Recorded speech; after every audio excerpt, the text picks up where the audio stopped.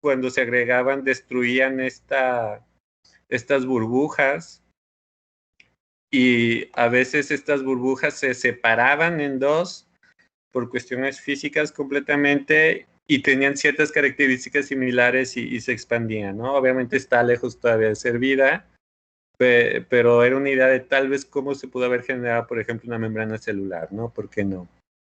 También estaba igual otro tipo de microesfera, los proteinoides de Fox, también con ciertas capacidades catalíticas, pero muy limitadas, ¿no? Y bueno, posteriormente se encontró algo muy importante que es, en términos evolutivos, es fundamental, que es la evolución basada en la homología del gen 16S ribosomal de RNA. Esta teoría fue entre Fox y Gauss. Fox es el que hablaba de las microesferas. Y bueno, aquí les quiero preguntar, que de hecho les dije que estudiaran esa parte, ¿no? A ver.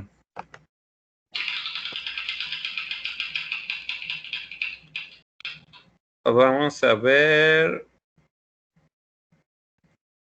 Samantha Abigail.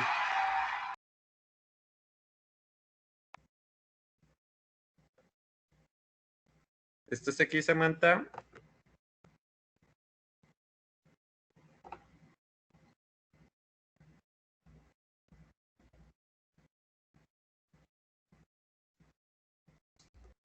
No la veo.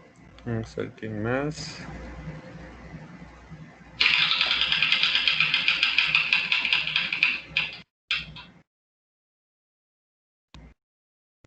Natalia Aide.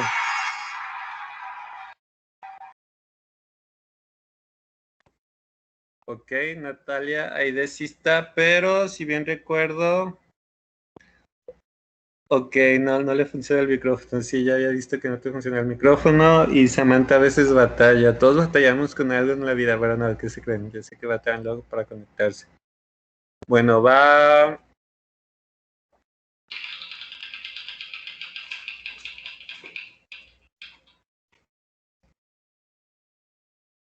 Alondra Casares.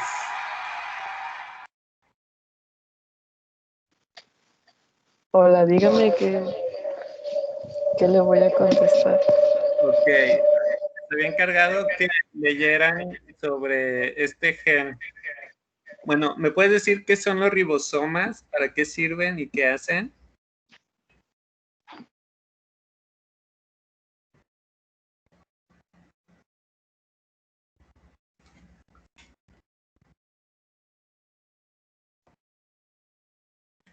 Es de fisiología microbiana, de biología celular, de microbiología en general, de genética molecular, bioquímica. Ahí me escucho. Sí, Es que me aparece como que se está conectando, por si no me escucho. ok, ok. Bueno, sé que los ribosomas pues son los que son responsables de la síntesis de proteínas. Ok, muy bien.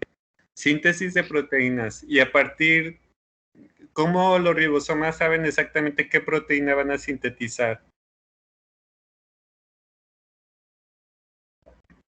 Pues depende de la secuencia de aminoácidos, ¿no? Está mediado por el ARN mensajero. Exactamente, muy bien. RNA mensajero, ¿no? Excelente. ¿Qué elige, ruleta o número? Ruleta. Va.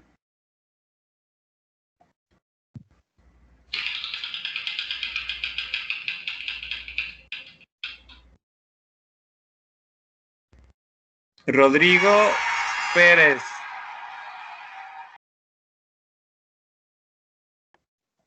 Sí, profe. Ok.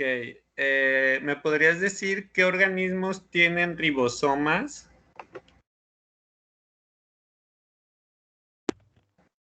Los eucariotas. Los eucariotas, ok. Todos los eucariotas tienen ribosomas. ¿Quiénes más? Los eucariotas y procariotas, ¿qué son todos? Ok, ¿hay algún organismo que no tenga ribosomas?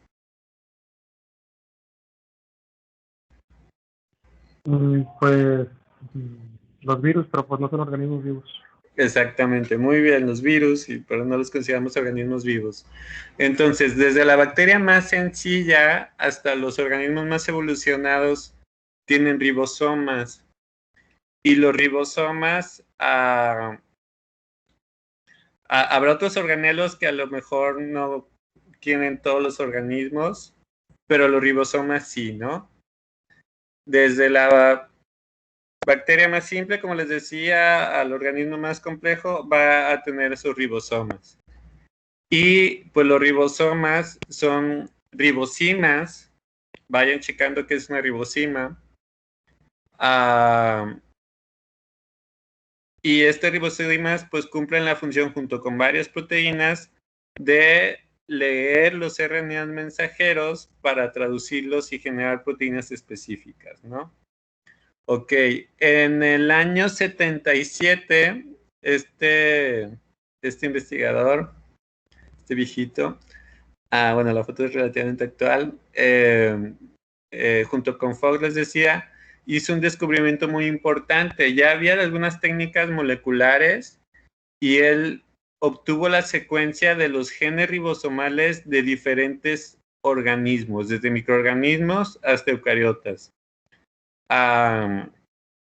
Y a partir de estas secuencias de DNA pudo hacer un árbol filogenético como el que tenemos aquí. Y encontró algo súper importante. Antes se pensaba que los procariotas eran nada más como que un grupo y los eucariotas eran otro grupo, ¿no?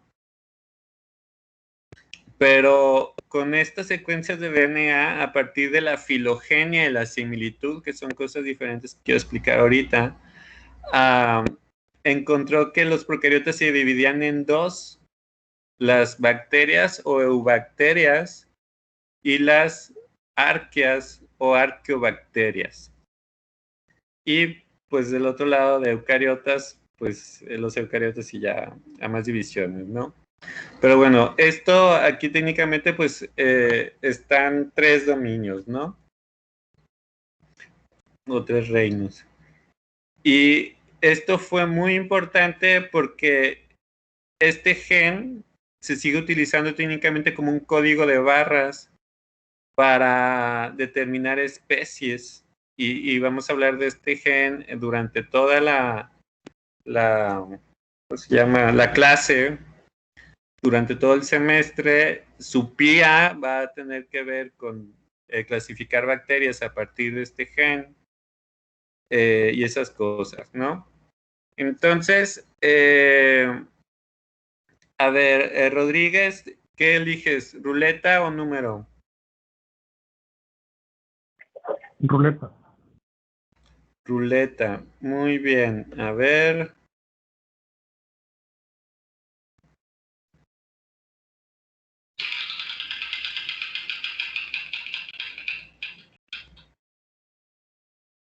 Miguel Ángel Dimas.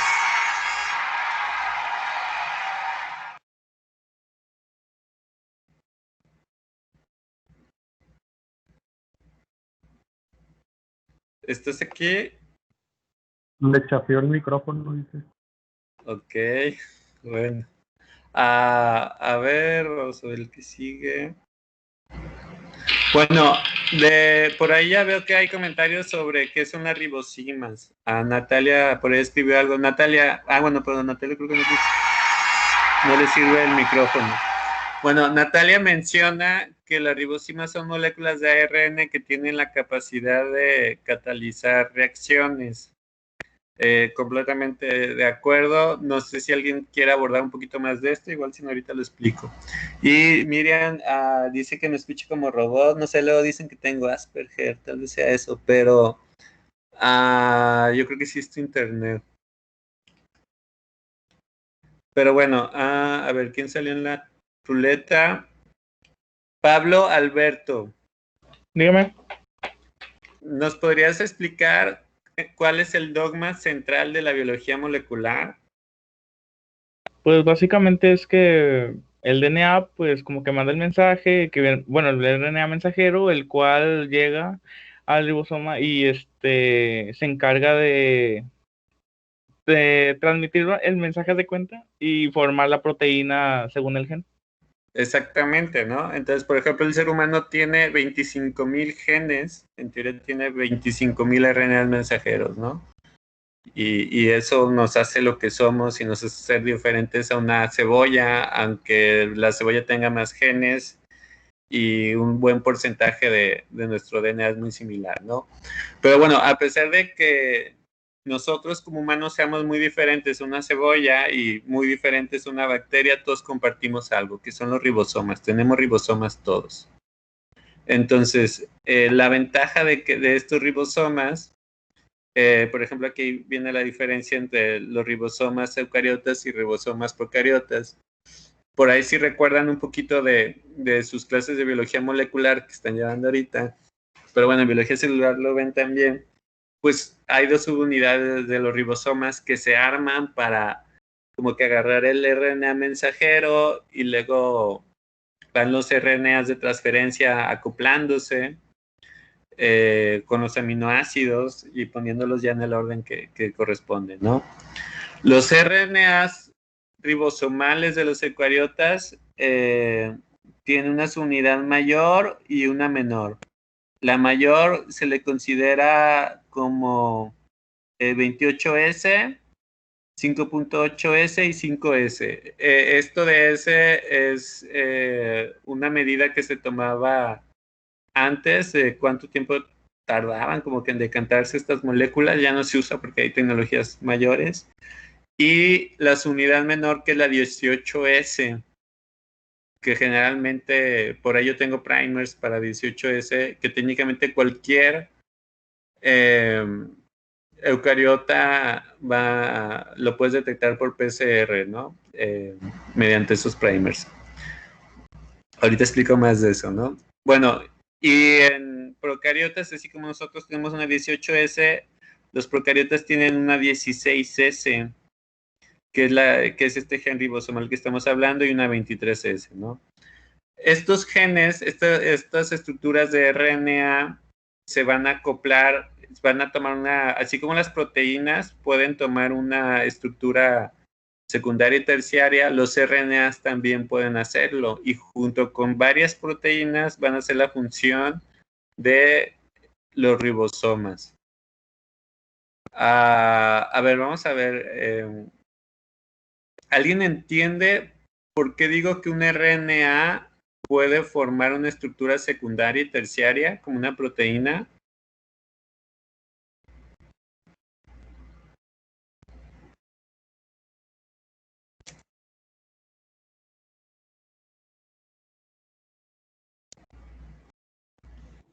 ¿Puede repetir la pregunta, maestro? ¿Por qué un RNA puede formar una estructura secundaria y terciaria? Así como si fuera una proteína.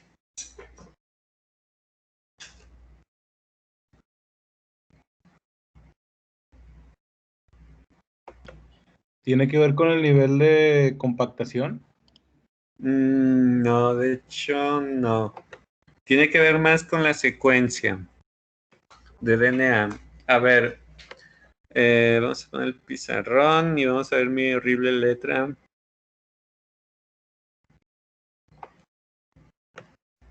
Bueno, a ver, las moléculas del ARN es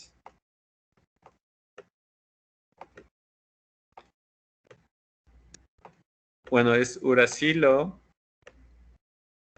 adenina, guanina, citosina, ¿no? Y, por ejemplo, si yo sigo haciendo una molécula, por ejemplo, aquí pongo una A, ¿por qué no? Aquí pongo otra U. Y aquí pongo una G. Esta G puede tener un triple enlace con esta C. Y si yo aquí pongo una C, va a tener un triple enlace. Y si aquí yo pongo una U con doble enlace, se va a acoplar a la A y acá ya pongo una A, ¿no? Entonces, esta es una sola molécula de DNA de 5 a 3'. Y si se fijan, se puede doblar y se puede pegar a sí misma. ¿Va? Ok, Pérez Anguiano tiene cara de what the fuck. Ok, entonces, así como esto se pueden pegar, una estructura de RNA a partir de su secuencia puede tomar diferentes formas. Por ejemplo, puede generar loops.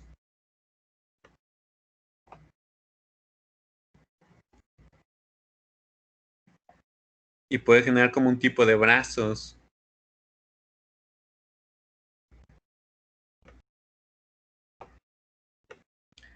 Y bueno, aquí irían las partes que están pegadas, ¿no?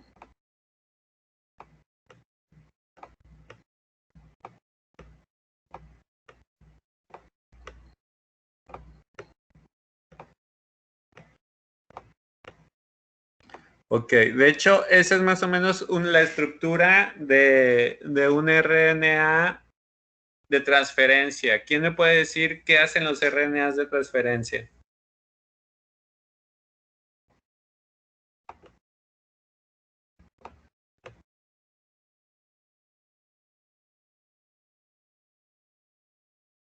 A ver, por ejemplo, si el RNA mensajero lleva el mensaje de cuál va a ser la proteína, el RNA de transferencia, ¿qué va a hacer? ¿Qué va a hacer? ¿Qué se les ocurre que pueda hacer? Carga de la traducción.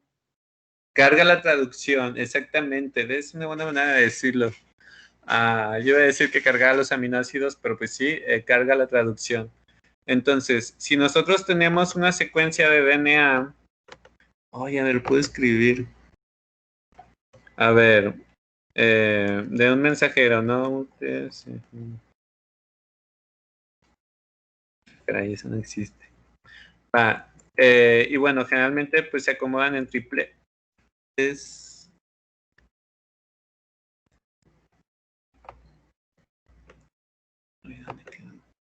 Bueno, ATG, digamos que es metionina.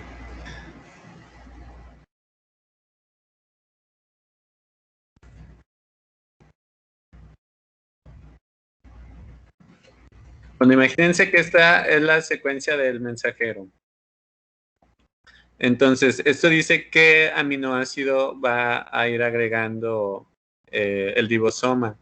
¿Quién lleva los ribosomas? Pues los aminoácidos, pues el RNA mensajero. Entonces, el RNA mensajero va a tener, si estos se llaman codones o tripletes, muy bien, Samantha, el RNA mensajero aquí va a tener un anticodón. Ok, si yo digo que ATG es el codón, el anticodón, ¿qué secuencia creen que tenga? ¿Lo pueden escribir o pueden hablar?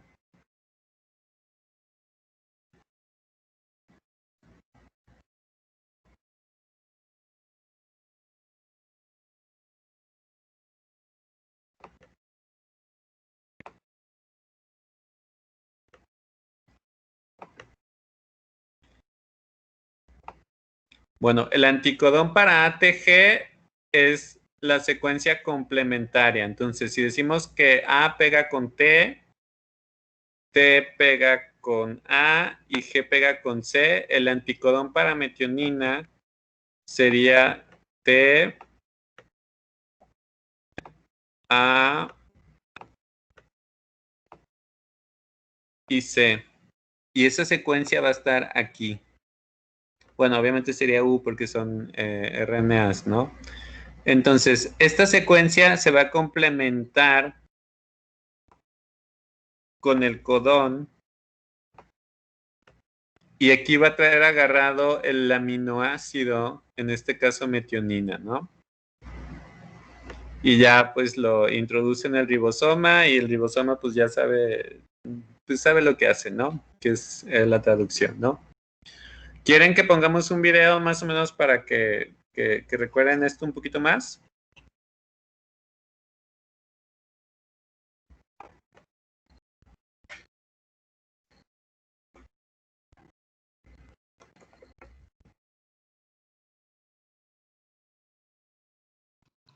Sí, profe, por favor. Ok, vamos a buscar un video agradable. Hay unos videos bien chidos.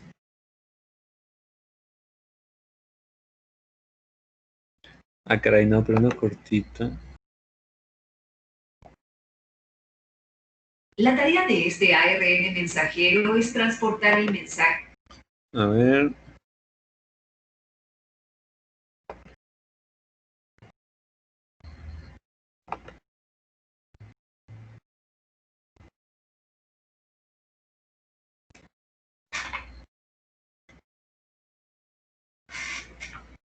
Bueno, a ver, vamos a ver.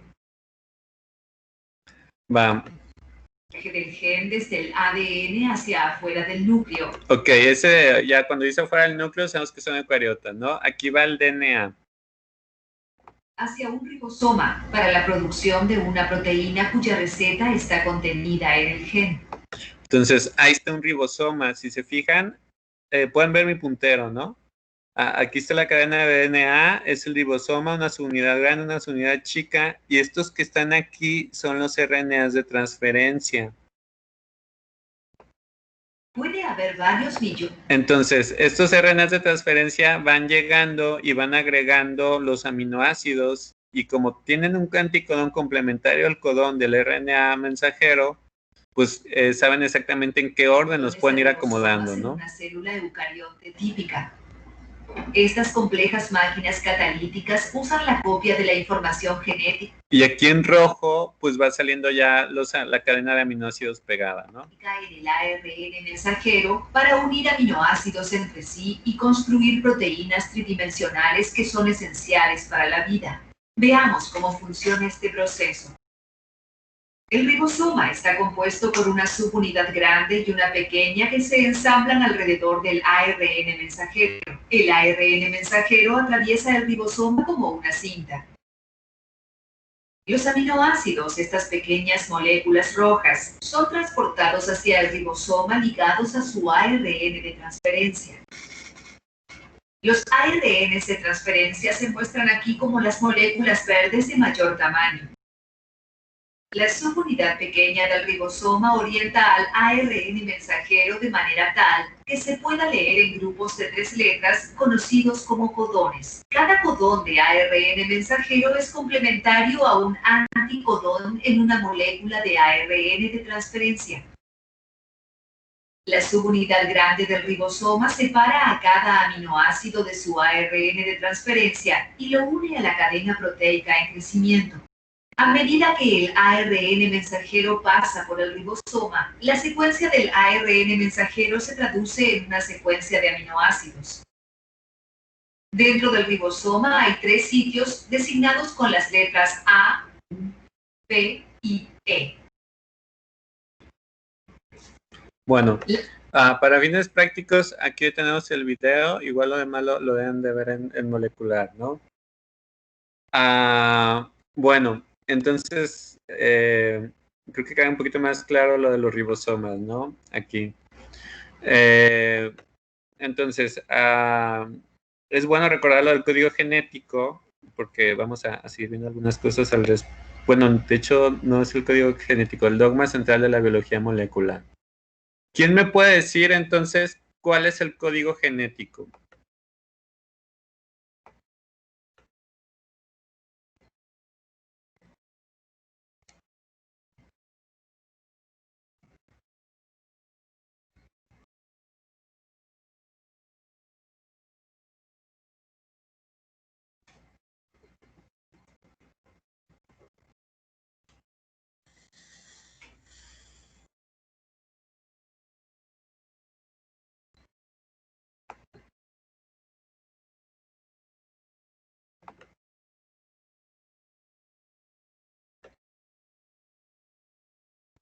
Bueno, el código genético, que luego exactamente, Xiomara, ese es el código genético.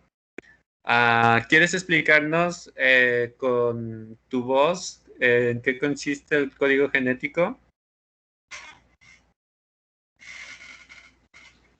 Me da pena, profe. Ya, dilo, nadie te está viendo como quiera. Con tus propias palabras, no pasa nada.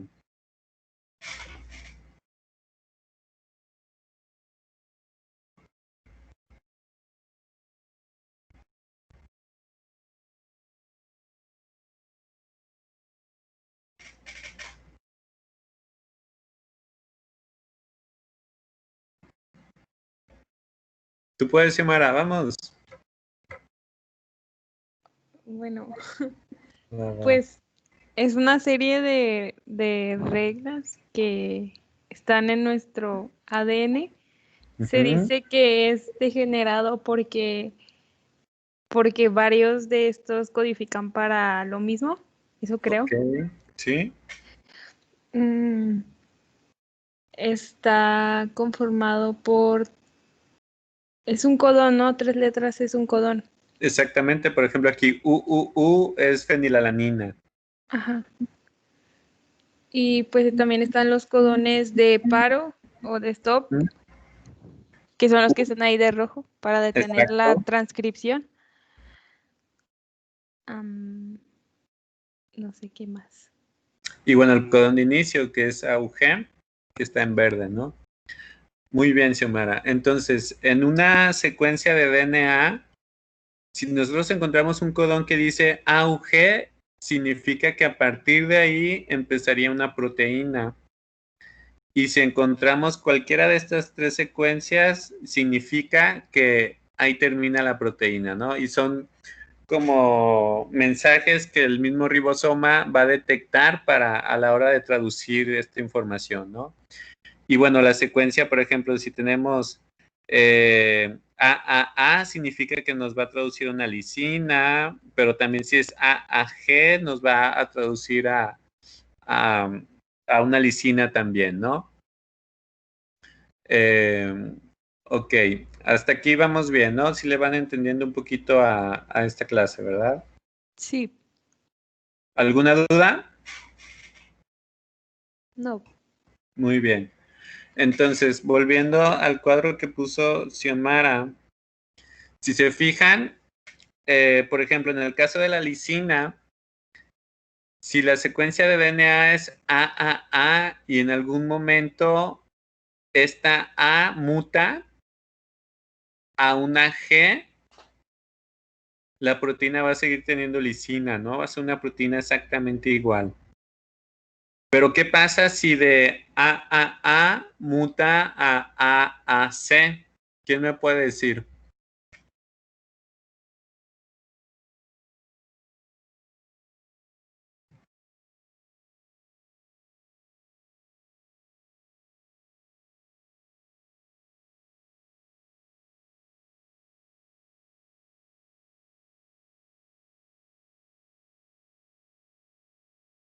Si ven mi puntero, ¿no? También.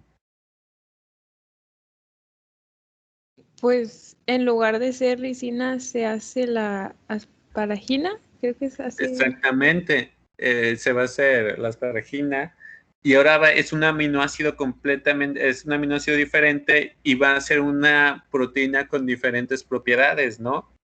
Entonces, muchas veces estas mutaciones van a hacer que la proteína, por ejemplo, funcione mejor, pero muchas veces estas mutaciones van a hacer que la proteína funcione mal o simplemente que la proteína no funcione, ¿no? Entonces, si es una proteína muy importante y funciona mejor, el organismo que tenga esa proteína va a tener una ventaja comparada a los demás y es más fácil que ese organismo se pueda reproducir. Pero si esa mutación empeora la proteína, va a hacer que ese organismo se reproduzca menos o tenga desventajas, ¿no? Ahora, si la proteína no funciona, pues peor tantito, ¿no? Puede que tenga todavía más desventajas. Ahora, hablábamos de que todos tenemos ribosomas y que las, ¿cómo se llama? Técnicamente ahorita están viendo toda mi pantalla, ¿no? Sí, Sí. es- Bueno, entonces creo que así va a ser más cómodo para mí.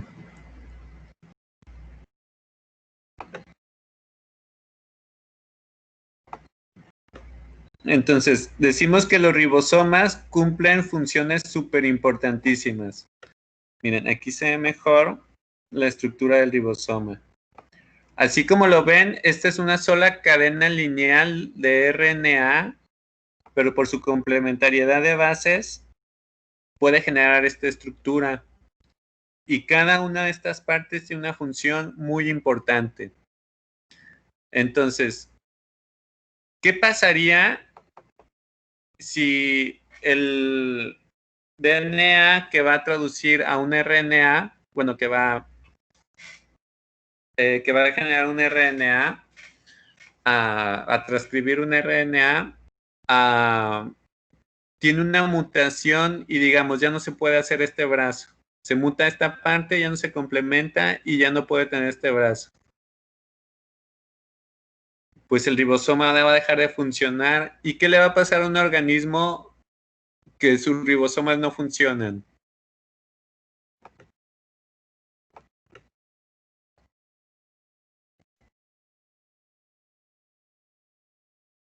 pues la síntesis de proteínas ya no se va a dar. Muy bien. ¿Y qué pasa si un organismo ya no puede sintetizar proteínas? Muerte celular. ¿Cómo? Deja de crecer y muere. No se Sí. divide. Entonces, todos los organismos que tienen mutaciones que dañan sus ribosomas y que estos no pueden generar proteínas, dejan de existir, ya no se reproducen, dejan de vivir, se mueren. Entonces, por eso las mutaciones en el RNA ribosomal son relativamente pocas. Y los RNA ribosomales tienen unas zonas muy conservadas, que son las partes más importantes, como estos brazos, pero en estos loops, que a lo mejor no son tan importantes funcionalmente, puede haber mutaciones y sigue teniendo la misma estructura, ¿no? Entonces, eso hace que en los ribosomas haya unas zonas que están muy conservadas. Ah, cierto, estoy bien pegado todo.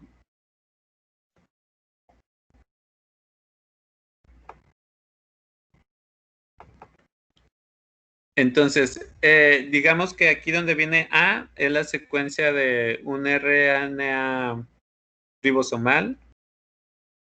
Entonces, yo conozco más o menos de esa secuencia qué partes están muy conservadas. Entonces, esas partes muy conservadas me pueden ayudar para hacer análisis moleculares, sobre todo PCR. A ver, ¿qué tan familiarizados están con la PCR? Levanten la mano, ¿quién entiende? A ver, ¿ya vieron PCR en alguna materia? Sí Levanten la mano. sí hemos visto, pero no lo hemos hecho en el laboratorio. Ok, bueno, una PCR ocupas primers, ¿no? Oligonucleótidos. Sí. Ok, los primers se van a acoplar a...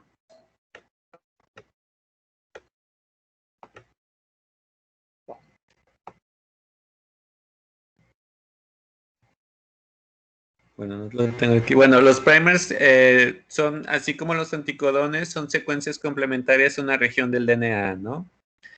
Entonces, si yo diseño primers para que me detecten lo que hay, bueno, que se peguen en las zonas muy conservadas, como lo que está aquí en la flechita, y cuando llego a la PCR, pues va a multiplicar ese DNA muchas veces hasta que yo lo pueda ver como esta bandita, ¿no? Entonces, con un juego de primers universales, puedo amplificar el DNA de muchos microorganismos. Por ejemplo, creo que hay unos primers para arqueas que amplifican, que puedes detectar todas las arqueas, ¿no? ¿De qué sirve detectar si hay arqueas? Porque eso tú lo puedes secuenciar. Después vamos a hablar un poquito más de secuenciación. No se estresen mucho. Y a partir de la secuencia de DNA se pueden hacer las comparaciones como la que hizo Woz en el 77, ¿no?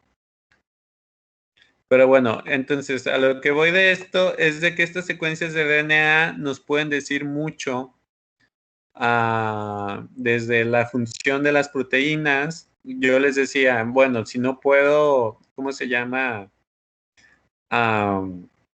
Cultivar un microorganismo, pero puedo detectar su DNA, puedo secuenciar su DNA, puedo utilizar su material genético, pues sí, ¿no?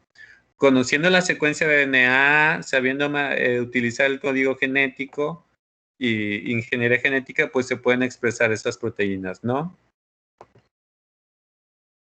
Entonces, parte de la evolución microbiana y la evolución de los microorganismos, pues es las bases genéticas de esta evolución, ¿no? Tiene que ver con la selección y la evolución. El tiempo de generación. ¿Quién se acuerda qué es el tiempo de generación?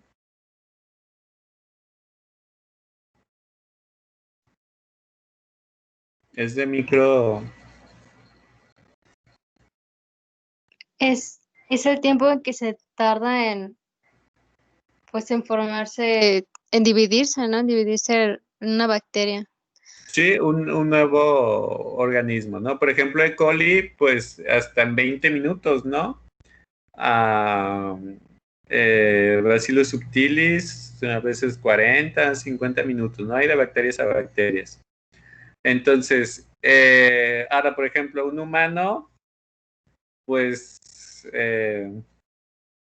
no sé, una pareja de humanos digamos, en 40 años, que es la edad medio reproductiva, pues puede tener, digamos, unos, exagerando, 12 hijos, 15 hijos. Entonces, el tiempo de generación de los humanos o la tasa de crecimiento es demasiado lenta, ¿no?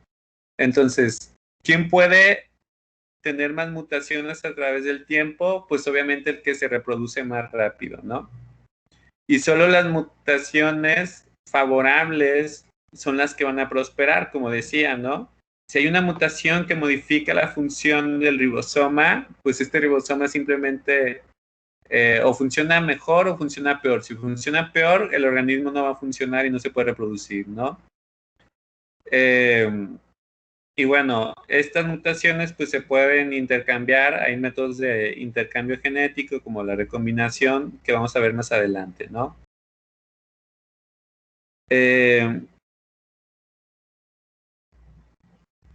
Bueno, esto lo vamos a ver un poquito más adelante. Y bueno, la evolución y la diversidad. Nosotros decimos que, por ejemplo, a partir de las secuencias de DNA se estableció que las bacterias son diferentes a las arqueas y que estas dos se parecen más que a los eucariotas, pero los eucariotas como que se parecen más a las arqueas. Suena como reborujado, ¿no? Pero bueno,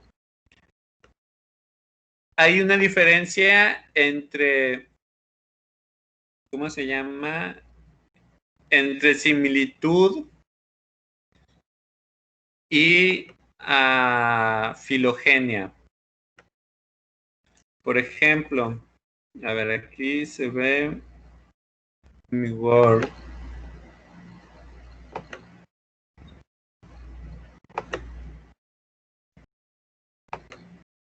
Digamos, yo tengo la bacteria 1 y su secuencia de ADN es esta. De una manera súper minimalista, ¿no?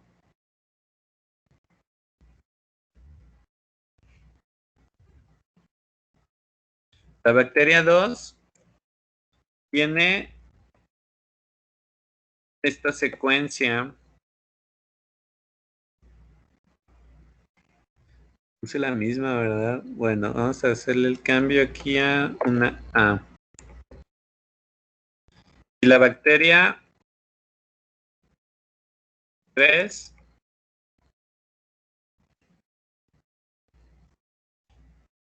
tiene esta secuencia. Ok, a partir de esto, ¿me pueden decir cuál es el porcentaje de similitud de estas 3 bacterias?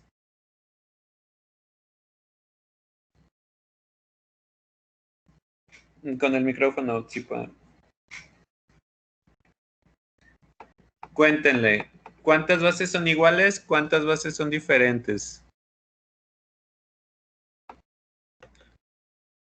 Realmente solo la diferencia está aquí, ¿no?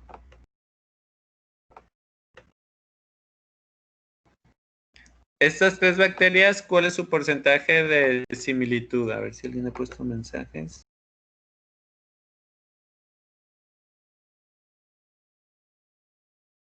A ver, cuéntenle, son matemáticas sencillas.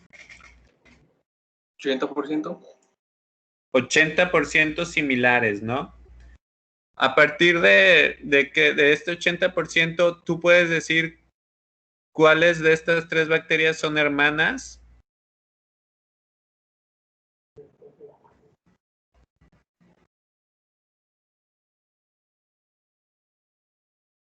No, ¿verdad? Eso nada más es similitud. O sea, el porcentaje de similitud. Pero bueno, la filogenia mete otras cuestiones importantes a la ecuación que tiene que ver con el tipo de mutación puntual. Y de tipo de mutaciones puntuales tenemos las transiciones y las transversiones. Entonces, sabemos que del DNA hay 2 tipos, las purinas, que son adenina y guanina, y las pirimidinas, que son tiamina y citosina, ¿no? Las pirimidinas son muy diferentes a las purinas, y obviamente pues, las purinas son muy diferentes a las pirimidinas. ¿Qué creen que sea más fácil? ¿Que una adenina mute a una guanina o que una adenina mute a una citosina?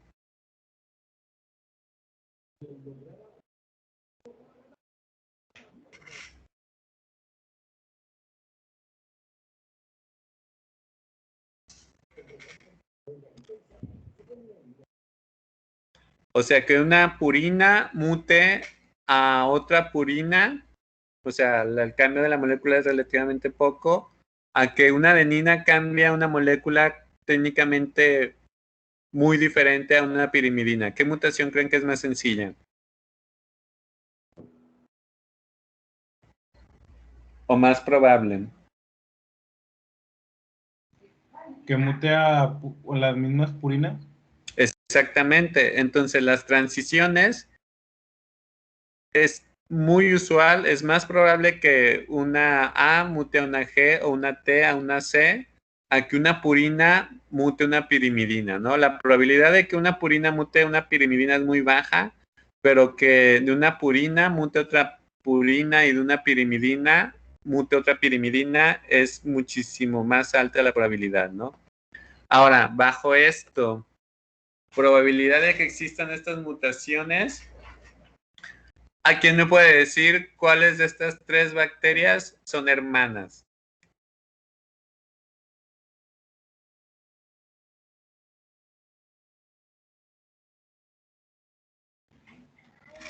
¿La 1 y la 2?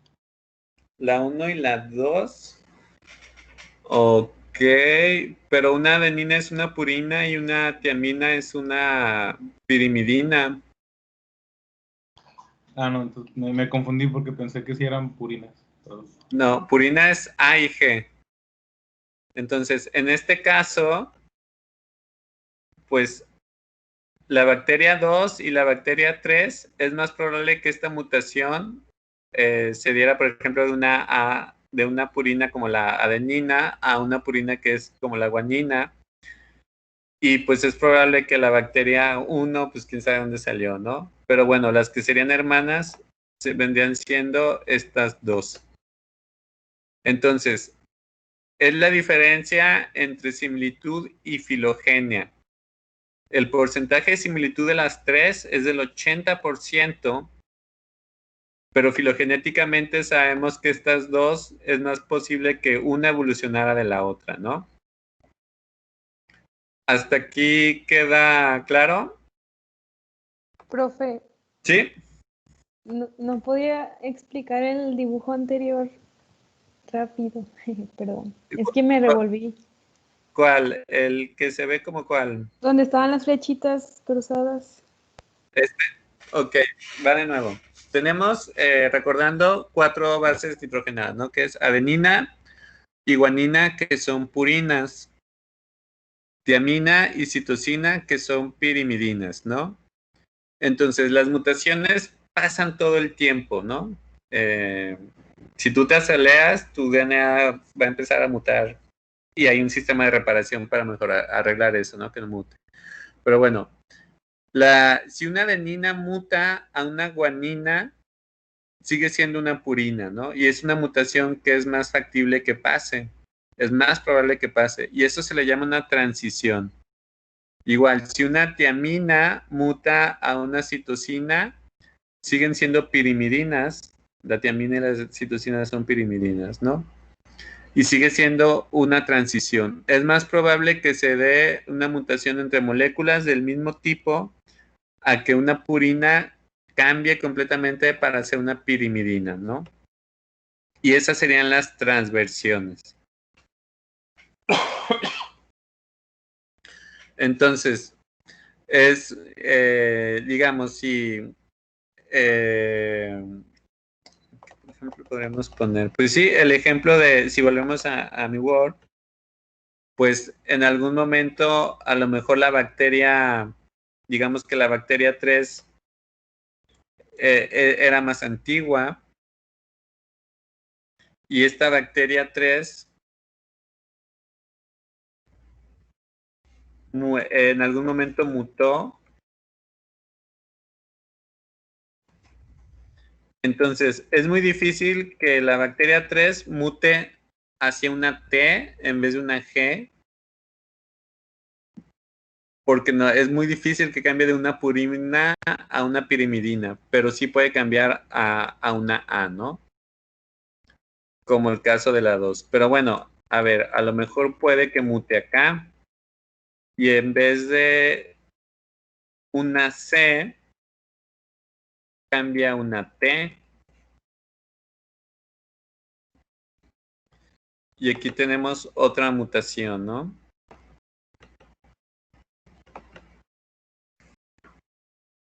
Entonces, técnicamente, a partir de esto, ¿cuál de estas tres bacterias creen que sea la más vieja? Evolutivamente, claro.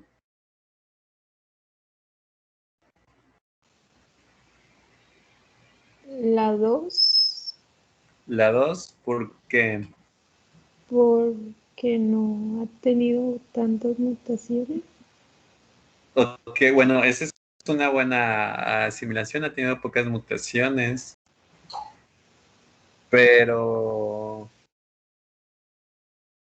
a ver, ya hasta me puse a pensar, me la compliqué yo mismo. Bueno, sí es muy difícil, yo quería que contestaran la 3, porque si se fijan, de la 3, pues de la G en algún momento mutó para A y generó la bacteria 2, pero en algún momento mutó la T y generó la bacteria 4. Pero bueno, igual de la A pudo haber pasado lo mismo. Sí, no, creo que no me apliqué con la pregunta, pero sí, la que ha tenido menos mutaciones, pues no podemos saber realmente porque, pues sí, en teoría la B y la 2 son, no, pues el porcentaje de filogenia y similitud es lo mismo. Pero bueno, sí, más o menos me entendieron, ¿no? Es que como usted dijo que las dos de abajo habían mutado, por eso. Ok. Sí, pues las dos, bueno, la 3 mutó a la 4, pero en algún momento también la 3 mutó a la 2, ¿no? Pero sí, aquí técnicamente la 3 podría considerarse la más vieja. Pero bueno, ¿hasta aquí entienden la diferencia de similitud y filogenia? Sí, sí, profe. Ya Muy quedó bien. claro. Ahora, vamos a ver otra cosa que es importante, que es homólogo y heterólogo. A ver, por ejemplo, si yo pongo, las mariposas tienen alas, ¿no? Si yo pongo este pájaro, un jilguero, tiene alas también, ¿no?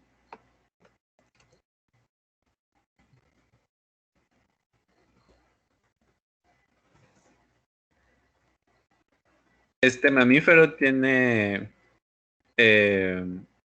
alas también, ¿no? Filogenéticamente son similares.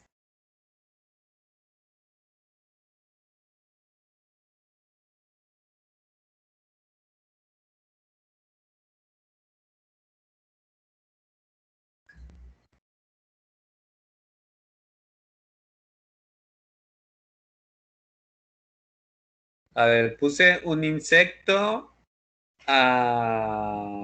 ¿Qué más puse? Un ave, que técnicamente es un reptil, y un mamífero. Los dos tienen alas, pero son estructuras heterólogas. Eh, pues diferentes estructuras. Bueno, está entre el mamífero y el reptil es un poquito más similar, ¿no? A ver, si yo veo el ala de un murciélago,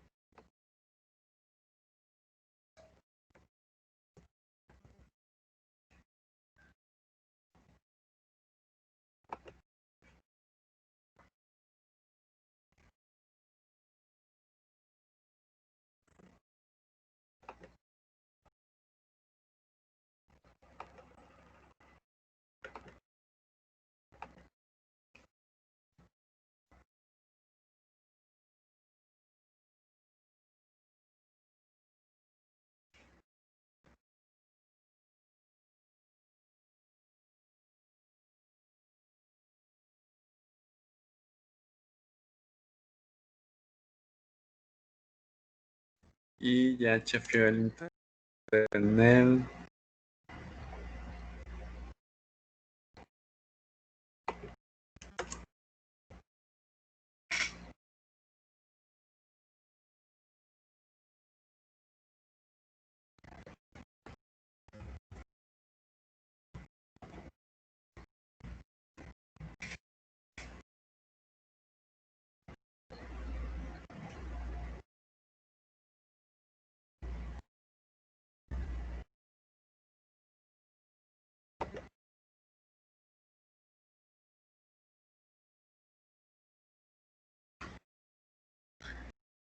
Paciencia.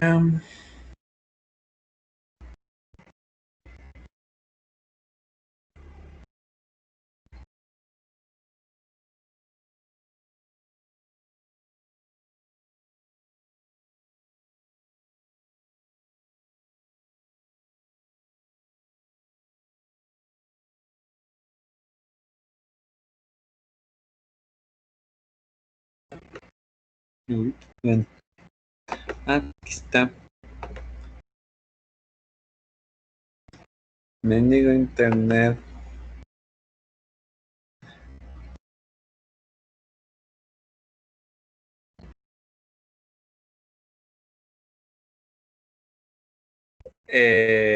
Así como la lena, técnicamente tienen los mismos huesos.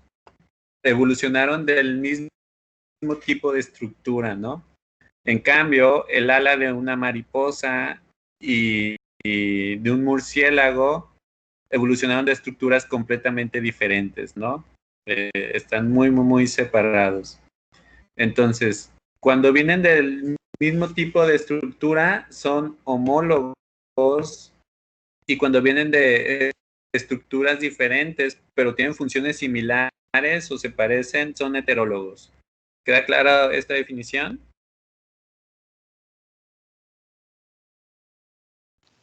Sí. Excelente. Bueno, y entonces, estas secuencias de los ribosomas que como les digo, están súper conservados, nosotros los podemos utilizar como códigos de barras para saber la secuencia, bueno, para saber qué especies son ciertas bacterias, ¿no? Entonces, hay una página muy importante y pongan atención porque esto lo van a utilizar en su PIA para el segundo parcial, que es el Ribosomal Data Project, y así como en el GenBank. No sé si alguien usa el GenBank. Nosotros podemos introducir esta secuencia de DNA y en esta página nos puede decir qué especie bacteriana es, ¿no? A ver, vamos a ver.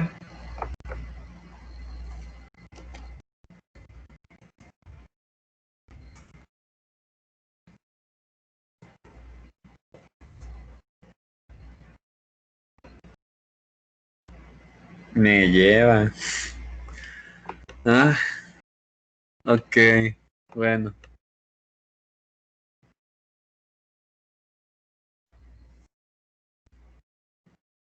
Bueno, el Ribosomal Data Project no quiere funcionar hoy.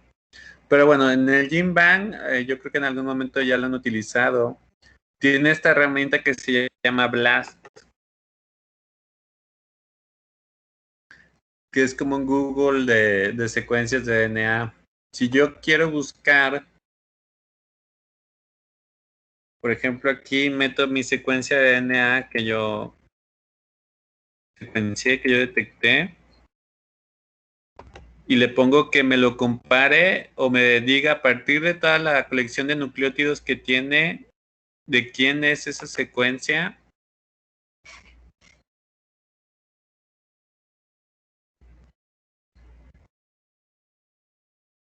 Y con un poquitín de paciencia.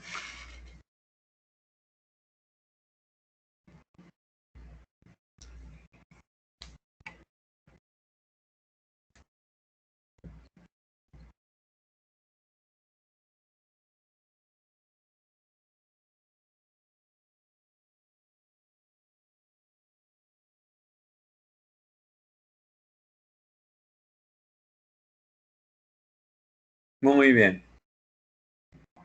Entonces, a partir de esto, ok, agarré. Aquí ya me aparece. Es de Aegilops speltoides, que es el gen 16S-RNA de un cloroplasto.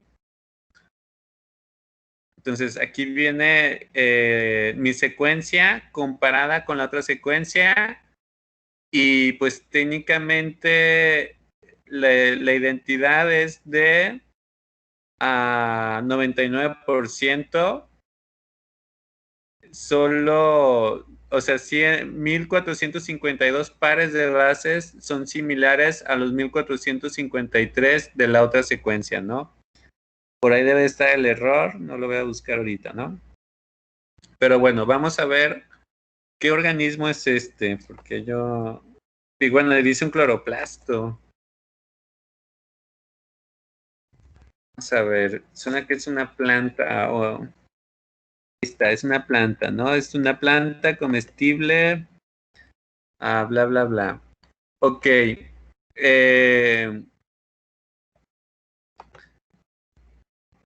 volviendo a la presentación, muy bien. Esta secuencia es de un gen 16S, como el de las bacterias, pero se encontró en una planta, en un cloroplasto. ¿Quién me podría decir por qué creen que pasó esto?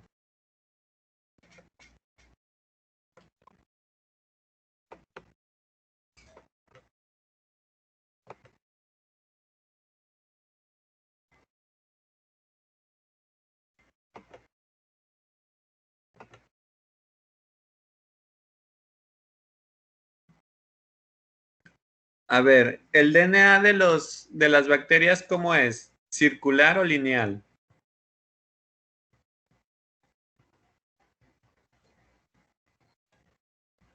Circular. Es circular. Muy bien, circular. ¿Y el de los eucariotas es lineal o circular?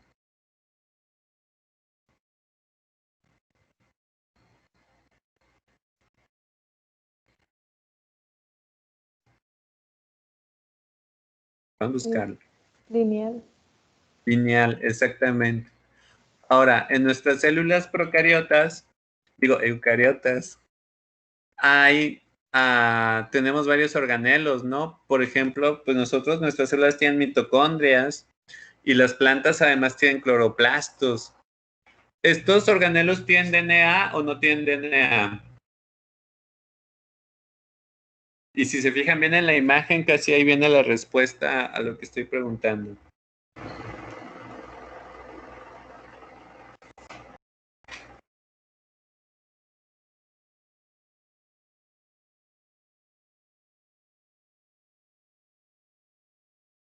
¿Han escuchado hablar del DNA mitocondrial o el DNA de los cloroplastos?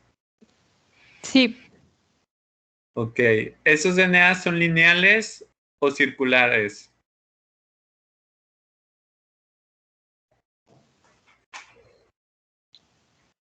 Creo. Uy, se cortó y no se escuchó bien. Creo que...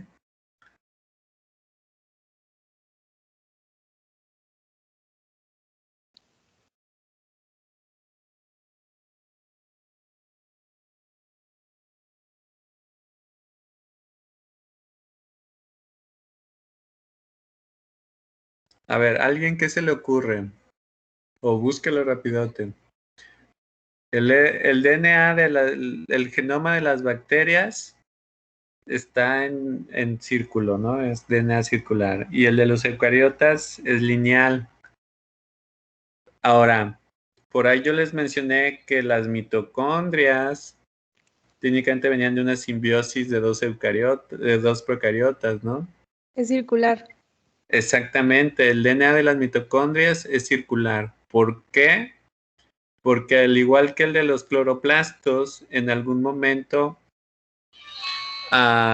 se combinó una célula de una bacteria con una célula de una eucariota y pues se llevó su DNA también haciendo las mitocondrias, ¿no?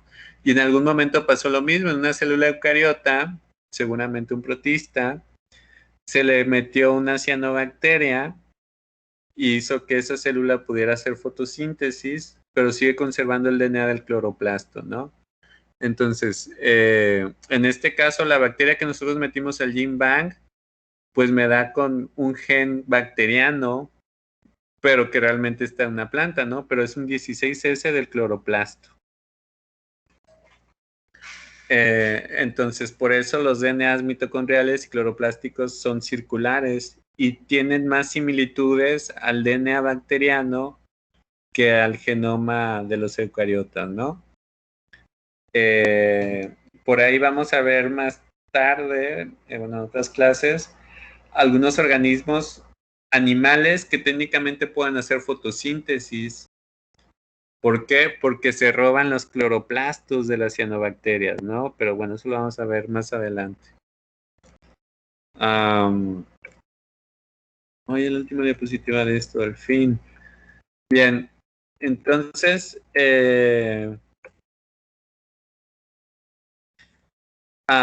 tenemos los tres dominios que son bacterias, arqueas y eucariotas, ¿no? Estas son, denle una buena leída y entendida a esta parte, ¿no? Las bacterias y las arqueas no tienen núcleo, los eucariotas sí. Organelos con membrana, pues solo los eucariotas, aunque por ahí el año antepasado salió una publicación donde aparentemente las bacterias sí tienen ciertos compartimentos, ¿no? Peptidoglicano en la pared, las bacterias los tienen, las arqueas no lo manejan, utilizan una pseudomureína y los eucariotas no lo tienen, ¿no? Los lípidos de membrana plasmática se unen a glicerol. En el caso de las arqueas mediante el dominio éster. En el caso de las arqueas, el éter y el eucariota éster. Después vamos a ver qué tiene que ver esto con que las arqueas puedan ser más extremas en cuanto a los ambientes que aguantan, ¿no? Igual los fosfolípidos de su membrana en bacterias y arqueas y eucariotas son no ramificados, y las ramificaciones de las arqueas ayudan a que puedan aguantar mayor temperatura, ¿no? Bueno, cuestiones de los ribosomas, a los operones, aquí no me voy a meter mucho porque la van a ver más en molecular. Operones, plásmido, el tamaño, nutrición, bueno, eso no me meto mucho. Pero bueno, y las bacterias y los eucariotas pues tienen una bicapa fosfolípida, su membrana, y las arqueas tienen una monocapa, ¿no? Entonces, así técnicamente tenemos estos tres dominios. Y pues de DNA, las bacterias y las arqueas tienen un ADN circular y pueden tener plásmidos. Y los eucariotas tienen DNA lineal, pero en sus organelos, ya sea la mitocondria o los cloroplastos, pues van a tener DNA circular, ¿no? Y en algunos casos llegan a tener plásmidos, ¿no? Y pues esto sería técnicamente la clase de historia de la microbiología ambiental, un poquito, la perspectiva de la materia, la evolución microbiana que lo teníamos que ver. No sé si tengan alguna duda.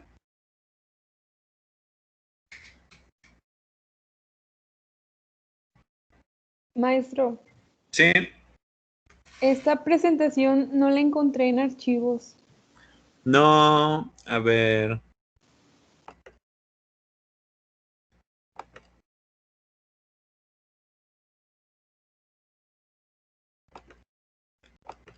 De veras, no, según yo las subí todas.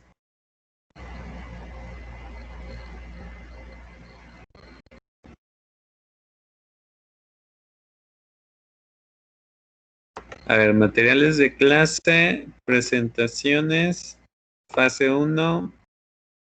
Oh, tienes toda la razón, no se alcanzó a pasar. Pero mira, ahorita lo arreglamos.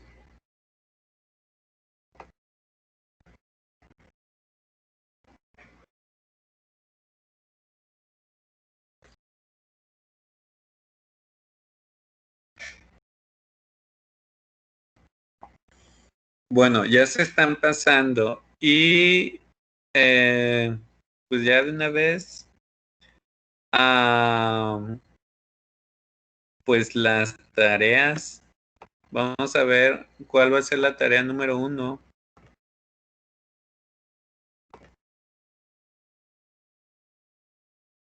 Bueno, por esto de lo de clases en línea y eso, bueno, aquí viene una lista ya de tareas, ahorita las voy a subir. Y la primera evidencia que me tienen que entregar, vamos a analizarla de una vez. A mí me tocó diseñar estas cosas medio forzadamente. Ahorita les paso este archivo. Bueno, se llama Línea del Tiempo del Desarrollo Histórico de la Microbiología Ambiental. Muy bien. Va a haber presenciado la clase sobre perspectiva histórica, ya lo vimos. Haber visto los videos de Richard Carson y el de cambio climático. Este lo íbamos a poner por lo que estamos viendo, ahorita lo ponemos, ¿no? Y pues hay que realizar técnicamente un mapa conceptual que contenga los siguientes puntos. O una línea del tiempo técnicamente. Bueno, principales eventos históricos de la microbiología. Desde Louis Pasteur hasta Craig Venter. Ok, no lo vimos, pero váyanlo checando. ¿Quién es este tipo? Y pues técnicamente es de microbiología general. Entonces, aquí pueden incluir lo que vimos del gen 16S, metan la invención de la PCR, cuándo se secuenció el primer microorganismo y técnicamente lo que haya hecho Craig Venter es importante en su línea del tiempo. Y pues 10 cuestiones que tengan que ver directamente no solo con microbiología, sino con microbiología ambiental, ¿no? Responder la pregunta ¿por qué el libro de Primavera Silenciosa lleva ese nombre? Ya lo hicieron, ya no lo hagan. Y bueno, pues aquí viene algunas cuestiones de cómo se debe entregar esta tarea. El nombre del archivo, pues van a poner grupo. Por ejemplo, ustedes son del 273, entonces su grupo, su archivo se llamaría así, como su archivo que van a mandar con esta línea del tiempo sería grupo 273, actividad 1, porque la evidencia 1. Y pues aquí dice que individual. Lo hacemos por equipo. Vamos a hacerlo por equipo, pero yo voy a abrir sus trabajos en clase y les voy a preguntar, ¿no? Para que todos sepan sobre su línea del tiempo, ¿no? Vamos a ponerle equipo. Y acá, pues, actividad, equipo. Entonces, pues, digamos, si me lo entrega el equipo 1, pues quedaría así el nombre del archivo. ¿Qué pasa si, digamos, me mandan un archivo, me mandan un archivo con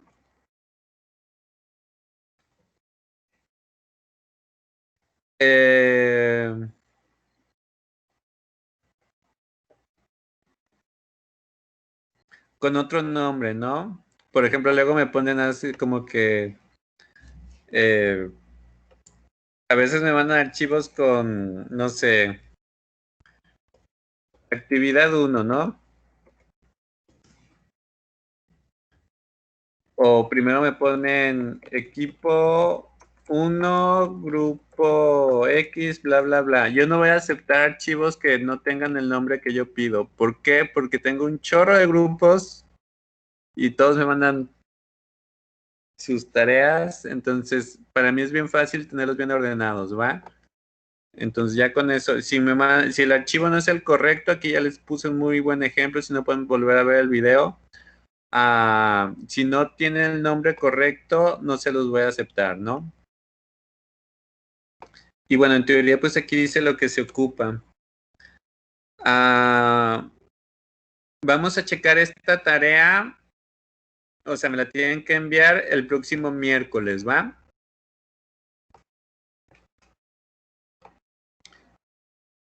Y de tarea, van a ver este video sobre cambio climático y me van a decir qué piensan, ¿no? Ahorita no lo vamos a ver porque dura un poquito más de lo que queda de la clase, pero se los dejo para que lo vean. El cambio climático explicado. En sus casas, ¿no?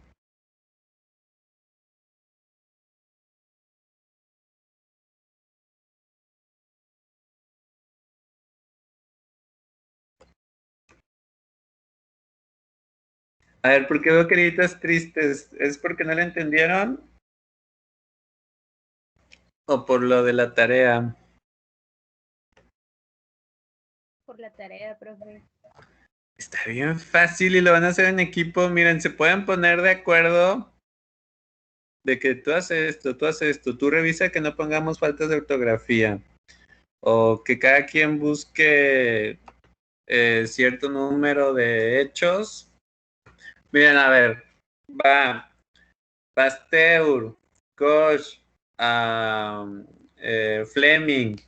Pueden meter a este WOS que puse aquí, ya van 4. El que inventó la PCR, 5. Craig Bender, van 6. ¿Qué más? La primera bacteria sintética, 7. Está relativamente fácil. De microbiología ambiental, pues váyanse a la presentación. Esto no es.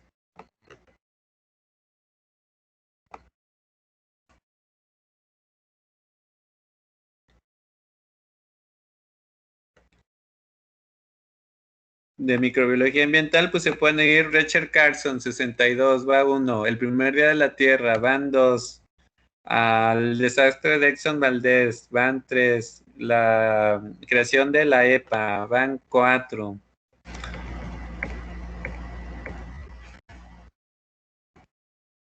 Aquí hay varios, pero pueden buscar otros nuevos, ¿no?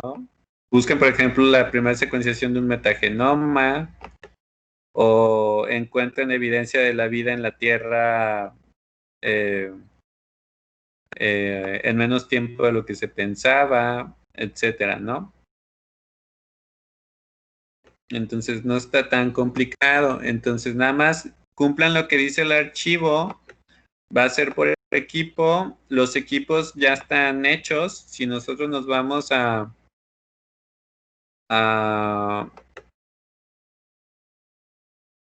aquí en archivos, pues ya viene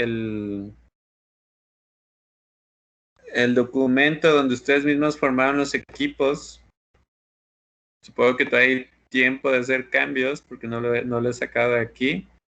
Entonces, chécate en qué equipo estás y si no estás en un equipo, pues checa a ver quién todavía te puede acoplar, ¿no? Porque aquí ya al equipo 3 ya no le cabe nadie. Al 5 le cabe 1, al 6 le cabe 1, ¿no? Bueno, ¿hasta aquí alguna duda?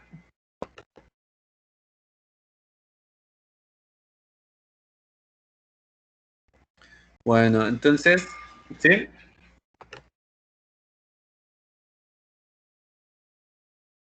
Ok, Miguel Ángel, a ver, ¿quién te puede acoplar, por favor, a alguno de los equipos? Que lo pueda agregar. Sí, los agregué a la fase 1.